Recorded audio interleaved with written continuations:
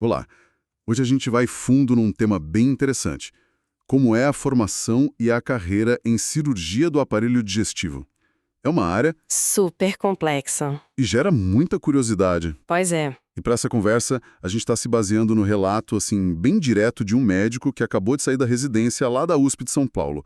Um lugar de ponta, né? Sim, referência total. Ele contou pra gente os desafios, as coisas boas, o dia a dia mesmo. Então, nossa ideia aqui é tentar entender essa jornada, sabe? Pelo olhar de quem viveu a coisa toda. Ok, vamos desembrulhar isso. Com certeza. É um tema fascinante, porque olha, a cirurgia do aparelho digestivo junta uma formação que é longa pra caramba, super exigente, Longa mesmo. com cirurgias de alta complexidade e ainda tem essa interface constante com tecnologia nova, né? O que é fascinante aqui é poder ver essa trajetória toda. Tipo, desde a escolha, que às vezes nem é óbvia. Como a gente vai ver nesse caso. Exato. Passando pela residência em si, que é um período intenso, até chegar no mercado, nos primeiros passos. Acho que é super válido para quem está pensando em carreira médica ou só tem curiosidade mesmo sobre os bastidores, sabe? De uma formação cirúrgica de alto nível. E para começar, acho que vale a pena a gente definir o que exatamente essa especialidade faz, né? O médico que a gente conversou usou uma frase ótima. É tudo da boca ao ânus, incluindo o esôfago. Bem gráfico mesmo. Sim. Eu confesso que antes eu achava que era mais dividido, sabe? Tipo a clínica médica, que tem várias sub-áreas bem separadas. Essa percepção é comum. Mas a formação padrão, assim, o grosso do treinamento, cobre essa área toda. Esôfago, estômago, fígado, pâncreas, as vias biliares, intestino delgado, grosso, basicamente o tubo digestivo todo e os órgãos anexos. Uau, é coisa pra caramba. Muita coisa. Agora, claro, na prática do dia a dia, depois de formado, é bem comum o cirurgião acabar focando mais em alguma parte, né? Existem umas subespecialidades mais informais. Ah, tá. Tipo, Tipo, tem gente que foca mais no que a gente chama de upper GI, que é o trato gastrointestinal alto, o esôfago, o estômago. Outros vão mais pro HPB, que é cirurgia do fígado, vias biliares e pâncreas, sabe? Hepatobilio-pancreática. E tem a galera que foca mais em cólon e reto. entendi. E aí entra a coloproctologia, né?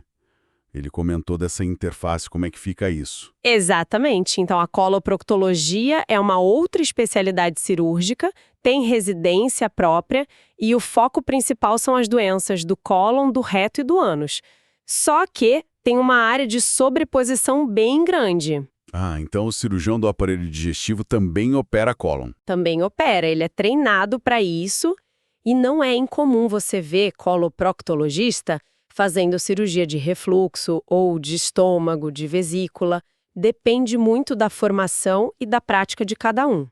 A tendência, talvez, é o procto ter um domínio maior do cólon, reto e ânus, e o digestivo domina mais a parte alta e HPB, mas eles dividem um pedaço do campo. Entendi. E um ponto importante, essa especialidade lida tanto com doença benigna, que é o volume do dia a dia, né? O arroz com feijão, principalmente no começo, hérnia, pedra na vesícula, refluxo, O básico, né? isso, quanto com câncer. Câncer de estômago, de cólon. Aí também tem a interface com a cirurgia oncológica, que é outra especialidade focada em tumores. É um mundo bem conectado. Interessante essa rede. Agora, a história de como esse médico escolheu a digestiva é muito boa. Ele contou que entrou na faculdade assim, cravado, vou fazer urologia. Comum. Manteve isso a graduação inteira, entrou na cirurgia geral, que são os 2 anos obrigatórios antes, né? Com esse foco total na uro. Pré-requisito, né? Muitos entram na geral já pensando na sub. Pois é. Só que aí, no meio do caminho, alguma coisa aconteceu. No R2, o segundo ano da geral, ele rodou um tempo lá no ICESP, o Instituto do Câncer de São Paulo, que faz parte do complexo da USP. Ah, o estágio forte. E lá, ele vendo os chefes, os cirurgiões mais cascudos, fazendo aquelas cirurgias oncológicas gigantes, super complexas, aquilo mexeu com ele. Ele disse que a primeira reação foi, tipo, emocional mesmo, sabe? Um pensamento, nossa, é isso, eu quero ser assim, quero fazer isso. Aquele momento de epifania, né? De ver um modelo ali que te inspira e muda tudo. Exatamente. Mas ele falou que não foi só impulso, não. Depois desse baque inicial, ele foi atrás, começou a pesquisar, conversar com residente de ouro, de digestiva, com os chefes, analisar mercado, rotina. A parte racional da decisão. Isso. E ele chegou à conclusão que, para o perfil dele, para os interesses dele, a cirurgia do aparelho digestivo parecia mais completa, talvez, mais diversificada. E a prova de que ele levou a sério essa mudança foi a preparação para a prova da subespecialidade. Ele contou que estudou até a noite de Réveillon. Mentira! Sério.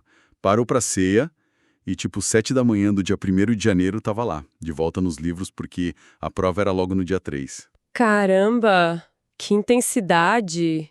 Isso mostra bem como a experiência prática, né, a vivência ali na residência, ver os mentores em ação, como isso pode virar o jogo. Totalmente. Começa com aquela admiração, né?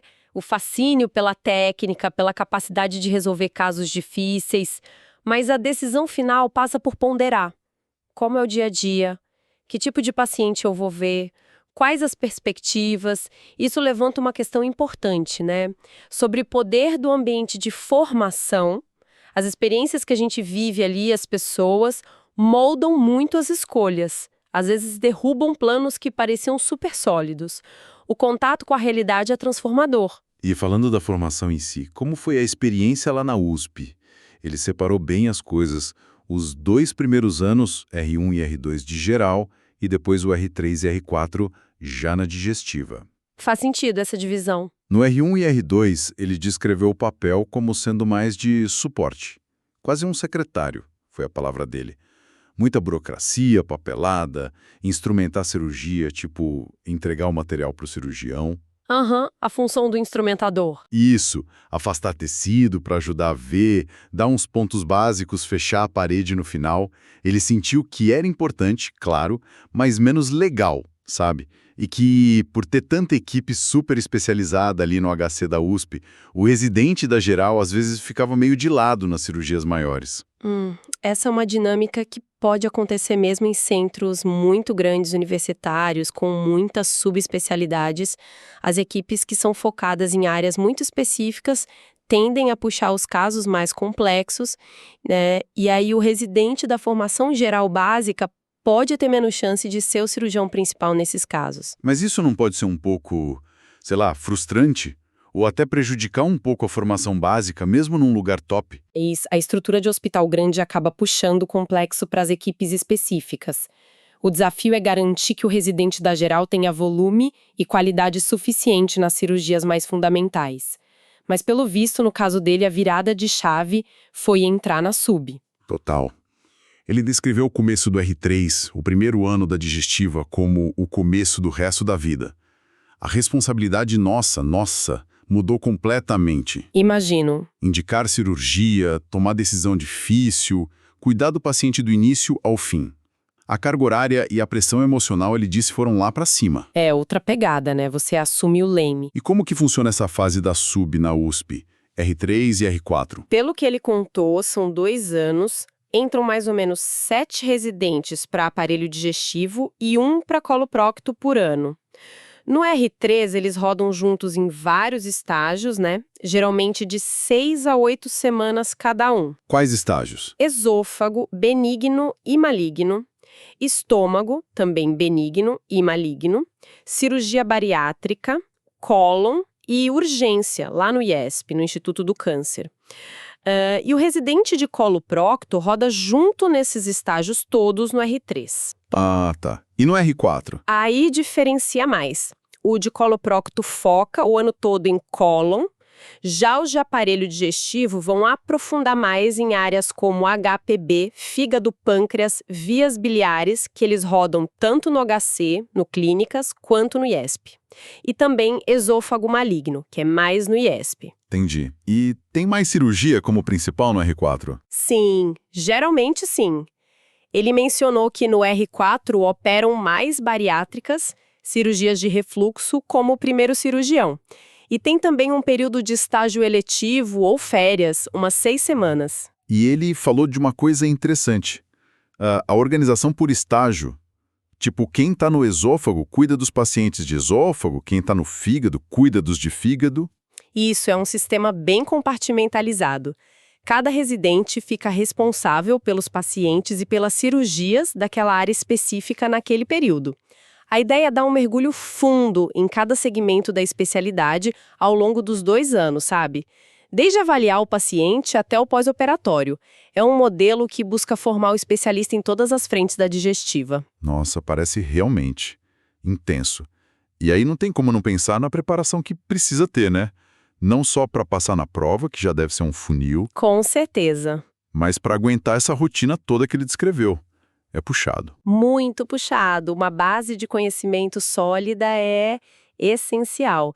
E ter acesso a ferramenta boa de estudo faz toda a diferença, né? Tanto para conseguir passar na prova, que a concorrência é alta, quanto para dar conta do volume de informação e da curva de aprendizado lá dentro da residência. Falando em preparação, para quem é estudante e quer se preparar de verdade, entra agora em medicob.com.br, baixe o app e aproveita o maior banco de questões do Brasil com provas anteriores de todas as instituições.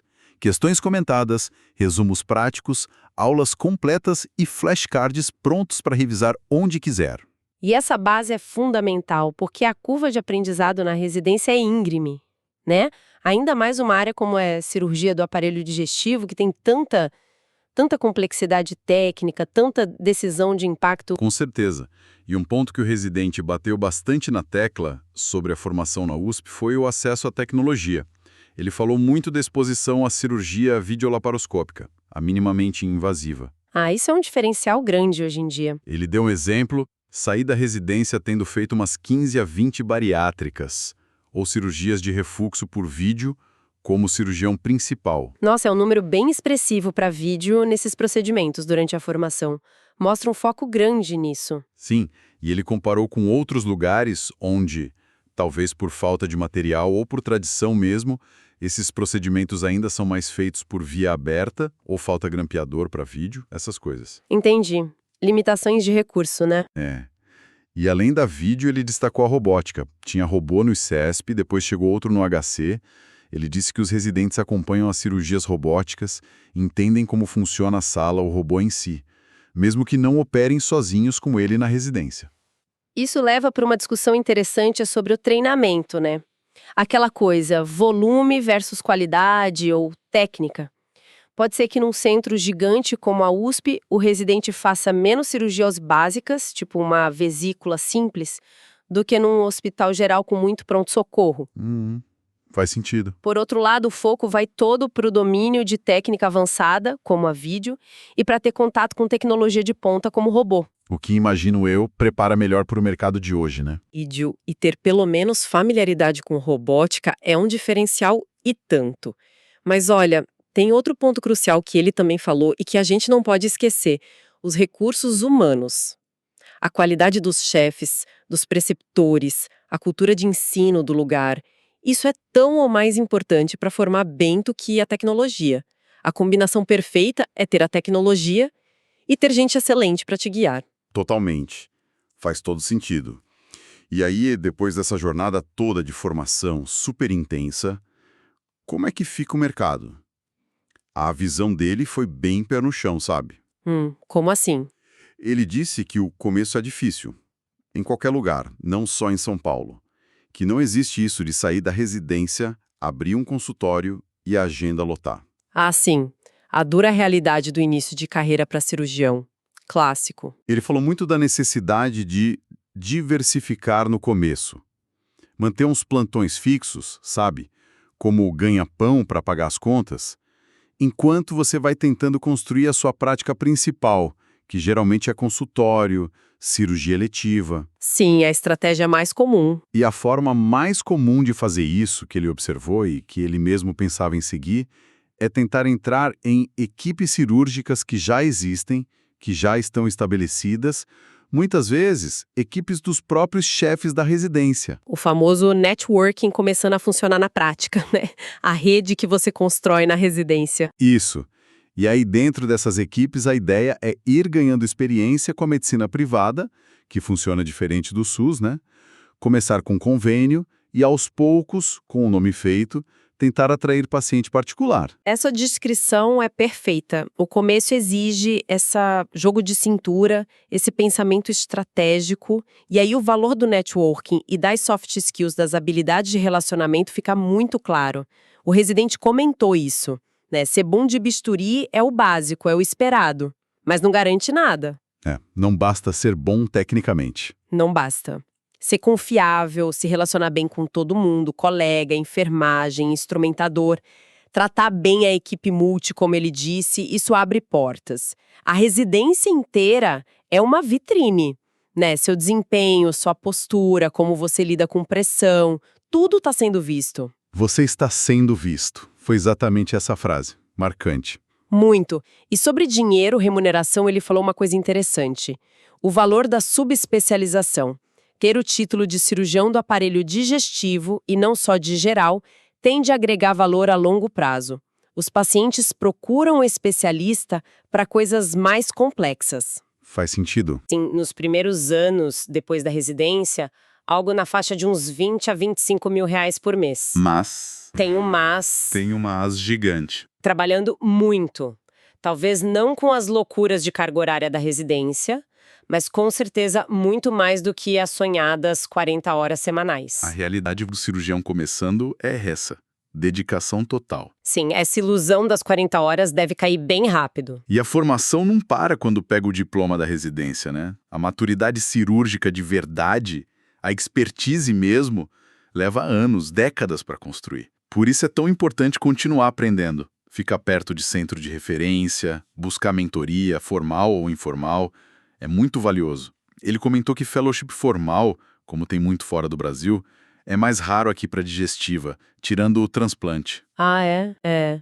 Mas o que funciona muito é acompanhar equipes mais experientes, continuar operando junto com cirurgiões mais velhos. Funciona como um fellowship informal, sabe? E isso é crucial para continuar evoluindo. Então tá, tentando juntar tudo isso. O que a gente tira dessa conversa? A cirurgia do aparelho digestivo é uma área imensa, né? Lida com uma variedade enorme de órgãos, de doenças, benignas, malignas, exige muito, técnica e intelectualmente. Demais. A formação, pegando a USP como exemplo, é profunda, usa tecnologia de ponta, mas é extremamente puxada. Carga horária, responsabilidade. E o começo da carreira depois? Pede estratégia, resiliência, um bom networking e aquela habilidade de conciliar várias frentes até conseguir montar a sua prática. Mas, no fim das contas, apesar dos perrengues todos, a mensagem que ficou para mim foi positiva, sabe? De que é uma especialidade recompensadora e que quem tá nela vê como promissora. Exemplo. Qual que seria o equilíbrio ideal entre essa tendência de super especializar, tipo focar só em pâncreas ou só em esôfago, e a necessidade, principalmente no começo, de ter uma atuação mais ampla para garantir volume e experiência variada? Fica essa dúvida. Boa pergunta. E outra, como essa cultura de treinamento de alta pressão, que é típica de muita residência de ponta, não só ensina técnica, mas também forja um tipo específico de profissional. Super resiliente, com certeza, mas talvez com outras marcas, né? Quais as implicações disso para o bem-estar do médico e, por tabela, para a relação com os pacientes no futuro? São questões importantes, sabe? Sobre como esses ambientes tão intensos moldam não só a habilidade, mas a identidade e a prática médica lá na frente.